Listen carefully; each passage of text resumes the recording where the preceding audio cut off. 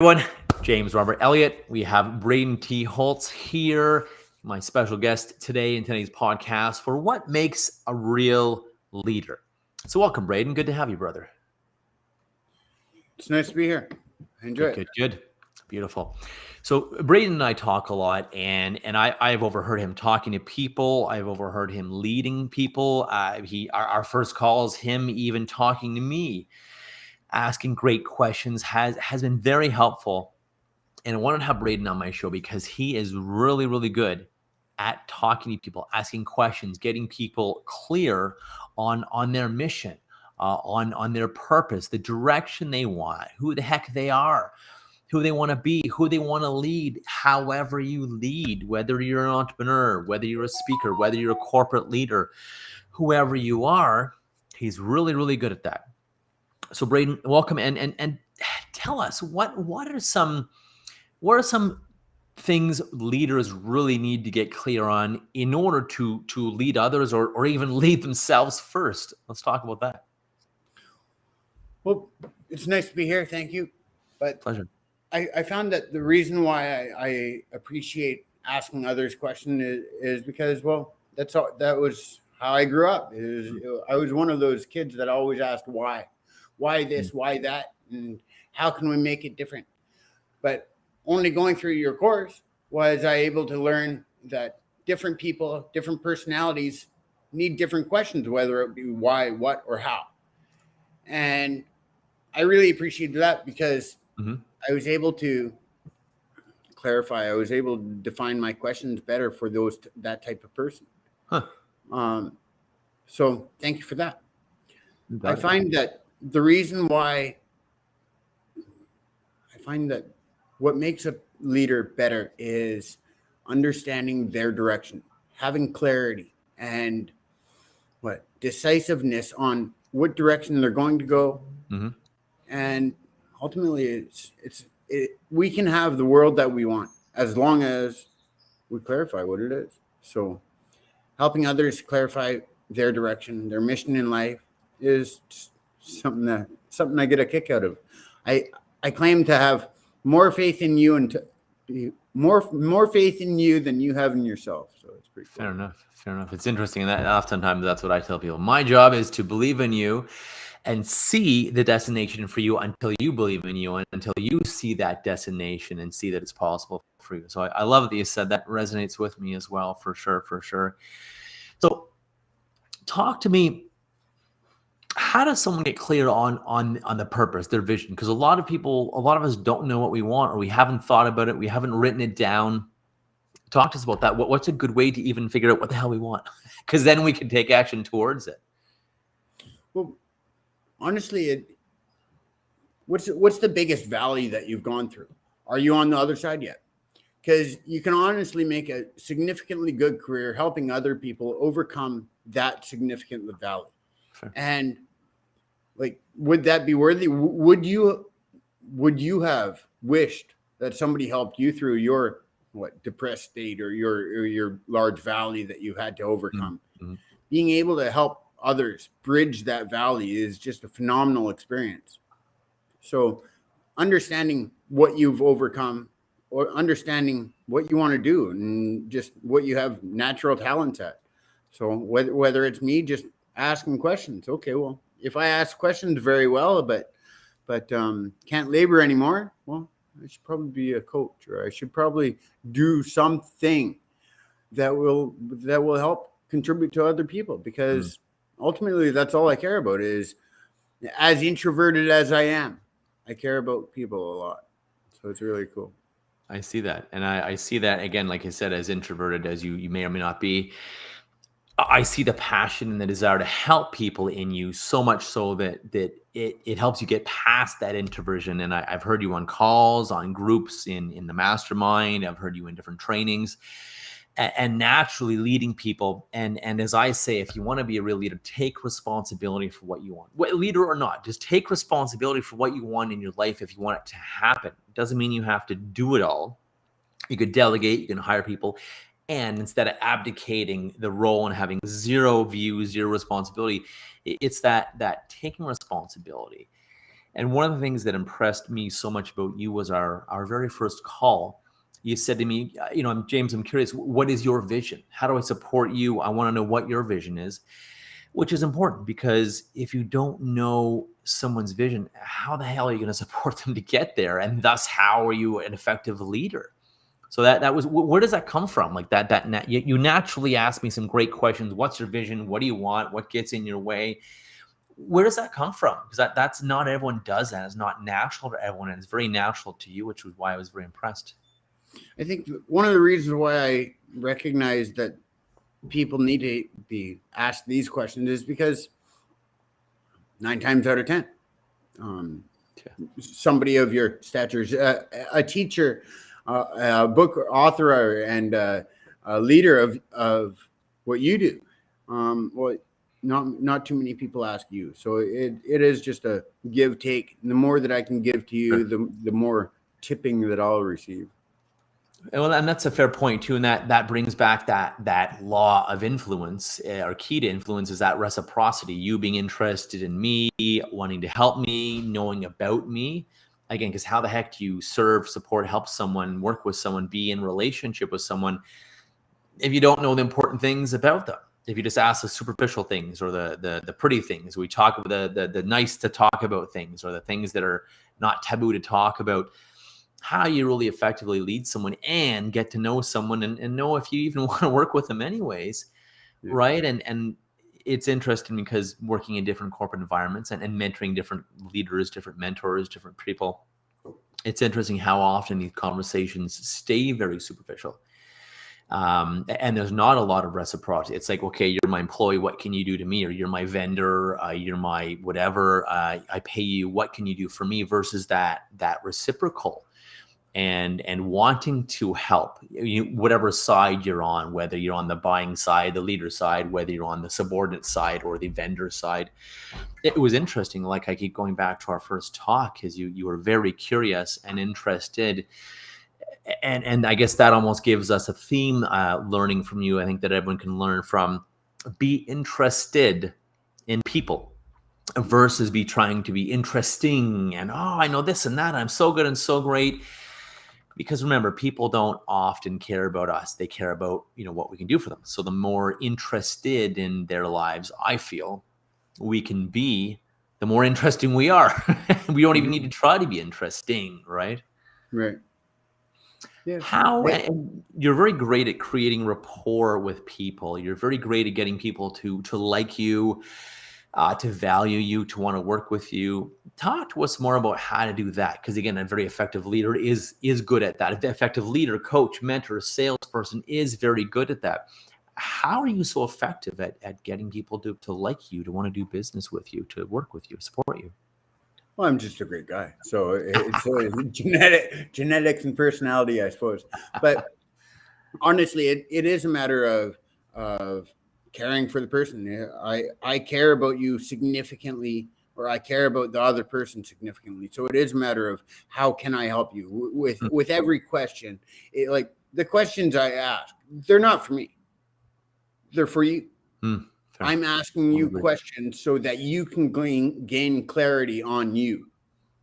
I'm asking you questions so that you can understand what direction you want to go. I'm asking you questions that you've never asked yourself. And ultimately, by the more that we interact, the more you'll be able to identify what direction you can or want to go, for that matter. What milestones you have to overcome next. Like, are you a person that celebrates your wins, or are you a person that just moves on to the next task because it has to be done? Because for all my life so far, I have been one of those guys that just moves on to the next task, and I never really celebrated my wins, and only recently I'm learning to. So I find that it's nice. It definitely allows me more space, more room to enjoy myself, enjoy my life, enjoy my activities. And the more that I do that, well, the happier I am. The more I'm willing to help myself. Because I am a person that I care about, and if I was a person that I cared about, like how would I want to treat me? And I don't know. I'm screwing up Jordan Peterson's quote significantly right now in this moment, but it's I get a lot from Jordan Peterson. I like him. He's a good guy. And it's interesting. So it seems like a great theme here, based on your work in your life, and I resonate with that. To be influential, to be likable, to be a great leader, to be revered. It's to give more than you take, instead of making it all about you and what this person can do for me. Well, what can I do for this person? How can I help them? How can I make their life better? How can I inspire them? How can I get them to where they want to go? And whatever leader you are, whether you're a salesperson, whether you're an entrepreneur, a corporate leader, a mentor, coach, alligator wrestler, whatever you are, a kangaroo chaser, I don't know. It sounds like it's all about giving people more than we take. And again, that's one of the rules of reciprocity as well. One of the rules of influence and persuasion is reciprocity. Give and you'll get. I mean, Ivan Misner, founder of BNI, he has this whole rule he calls it givers gain.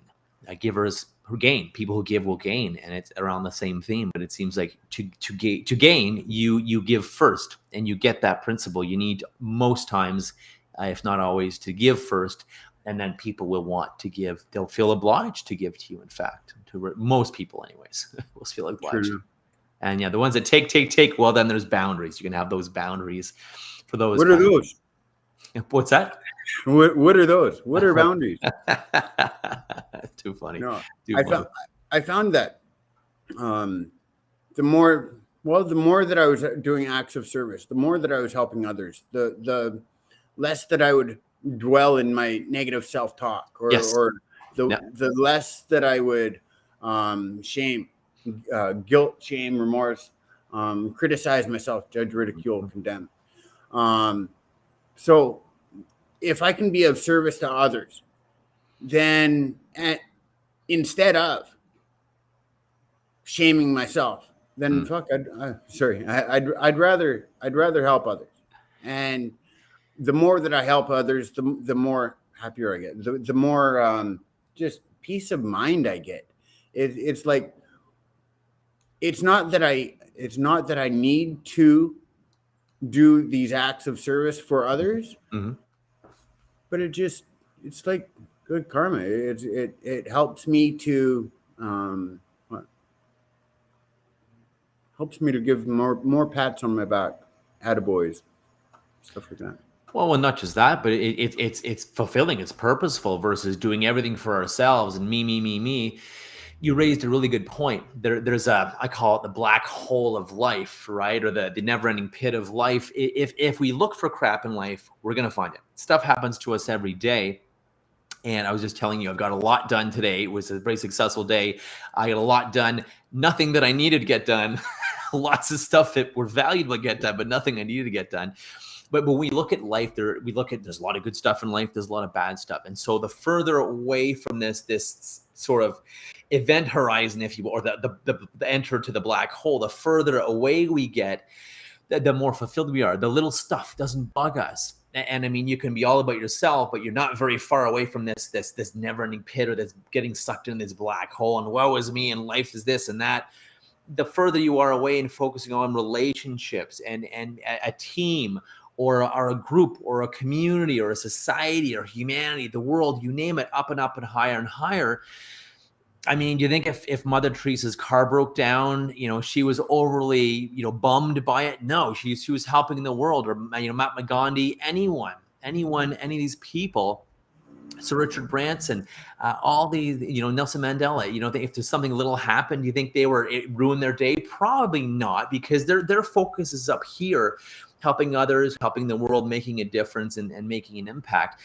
It's a very, very easy way to get fulfilled and purposeful, and to not have the little crap that life throws at us every day to not bother us. In fact, I think that's why we get it thrown at us every day. It's to say, pay attention, silly. Pay attention, dum-dum. when you focus here, you're focused all about yourself. There's a mismatch here, and of course it's going to bug you. Focus higher. Focus on something else. Serve people. Help people. Make a difference. And wow, is it ever fulfilling? Wow, is my life ever fulfilling? And you've been involved in a lot of what I do with the NLP training, the mastermind things I do, and you see, I give my best. I'm not perfect, and I do give my best, and it's very fulfilling. It's the quickest way out of depression, anxiety, melancholy, just being ho hum and kind of blasé about life. It's just that helping others, making a difference. And like you said, asking great questions. You get great questions, you'll get great answers. Mm-hmm. Yeah. Because I find it intriguing that I once heard that Mother Teresa would never support an anti-war rally, but she would go to a world peace rally. So it just really helped me learn about the words that we use create the thoughts and our actions, our behavior, our personality. So it's intriguing on what we dwell on, magnifies, whether it's a matter of me dwelling on back surgeries or back pains, or whether it's me dwelling on the island that I want to get. It's still a matter of me obsessing, and still a matter of it's going to grow. Mm-hmm. I agree. And what I've taught you is what we obsess about, what we have on our minds all day. It's what we get. So be careful, people, with what you have on your mind all day. If it's being so successful, helping people, making a difference, being impactful, and from that getting so rich that you have your own island, Braden, that's what we get. If you focus on your back or pain or life or whatever, then we're going to get that too. You're directly talking to your brain. You're programming your reticular activating system, your RAS. Go look it up. It's neuroscience. What we obsess about, we get. And I'm glad you said that, because I think that's one of the last notes to leave this on. What do you want? What do you want to be known for?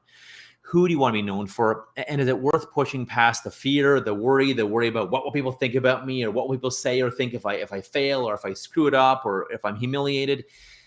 Do you really care? Do you think people are going to remember in a day or a week or a month or a year? So much happens, and life happens so fast these days. You really think, look at all the scandals that have happened over the past few years. Is that talked about at all? Do people remember, or is there new stuff in life, new things that happen? Do you think really someone's going to worry that you failed or something didn't work? And, I'm not going to belabor that whole failure way to success and, no failure, only feedback, but it's true as well. And what is the cost of living a life unlived and worrying about failure or it not working, or losing a bit of money or losing a bit of time, versus, wow, I wish I had have, I wish I could, I should have, I shouldn't have, I really wanted to, wow, I wish I did this, I wish I did that. What's the cost? Right. So that's a really good. It cost me quite a few years. I'd say I was asking myself, I wish I could have, or what if this happened, or what if I never did that? I went through 20 years of that. So I'm grateful that I'm on the other side of the fence on that question now. And now it is a matter of, how do I move forward? Now that I know where I'm going, it's just constant moving forward. So I really appreciate it. You got it, brother. You got it. Thank you. Thank you. What would be a last thought you leave people with too, whether it's purpose, fulfillment, leading, mentoring people? And I think a real leader is also a mentor or coach. I'm sure you'd agree with me. A real leader will also mentor, coach, talk, have conversations with people. And I think a real leader, you're a therapist a lot of the time for your teams, your staff, your people, your customers, your employees, your vendors, whoever it is, your outside people. I think you're really a therapist half of it, or a coach half the time. And my motto is, the best leaders are also coaches, because we're always mentoring, coaching people in some way. What's the last thought you want to leave people with? What's a really valuable thought we should leave people with today? I think right now in this moment, my mission in life is I'm the advocate for meaning and purpose. I'm the advocate for meaning and purpose because it'll help you understand where you're going. It'll help you understand that you'd be able to overcome your addictions, whether it be sex, drugs, TV, or gambling, whatever it is. But if you live a life towards your meaning and purpose, then you'll have less temptation to succumb to what? today's society, I suppose. Fair. But yeah, understand where you're going. That's pretty much how I design my coaching package. So it's all about moving the other person forward. Very cool. Very good. And I agree with you. The more purpose, meaning, fulfillment you have in your life, the less you need anything else. Drugs, booze, sex, food. Food is one of the biggest drugs there is. What I miss, all the fun stuff: sex, drugs, rock and roll, food, booze, gambling. I might have hit them all. You're right, because it's just a band-aid or pushing it down, numbing the pain, or, oh, I don't want to think about that right now, or, oh, I don't want to feel that right now.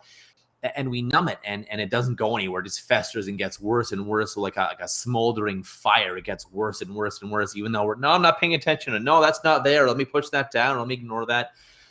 I think you're right. It's looking at that and always looking at our stuff that limits us. Because when you do, you start chipping away at that, eventually it disappears and you're unstoppable. Exactly. Unstoppable leader. Cool. How do people get a hold of you? I'm going to flash it up here on the screen. Talk to us. How do people get a hold of you? They want to reach you, talk to you, have you ask them some questions, work with you? Yeah, well, you that's my information on there, and Mastermind My Life. I haven't built my website yet, but I just got the domain, Mastermind My Life. Nice. It's my intention to have. Well, there's a lot of valleys that I have overcome. So therefore, if I can hold masterminds in each one of them, it'd be really cool. It would be a matter of ADHD on Tuesday at 4 or building a business on Thursday at 2. Right, brother. I love it. And yeah, your masterminds, your coaching, I think, is incredible for people getting clear on what they want, who they are, what's in it for them, what's the cost if they don't act. I think that's amazing. I love how you empower, leaders, mentors, coaches, people that want to make a difference and want to help others and give them clarity, direction. I think that's an amazing mission and journey. So I appreciate you being here. Thanks for helping me give value and do what I love as well, Braden. Appreciate your time, man. For sure. Thanks, James. Appreciate it. Amazing. Thank you. And thank you.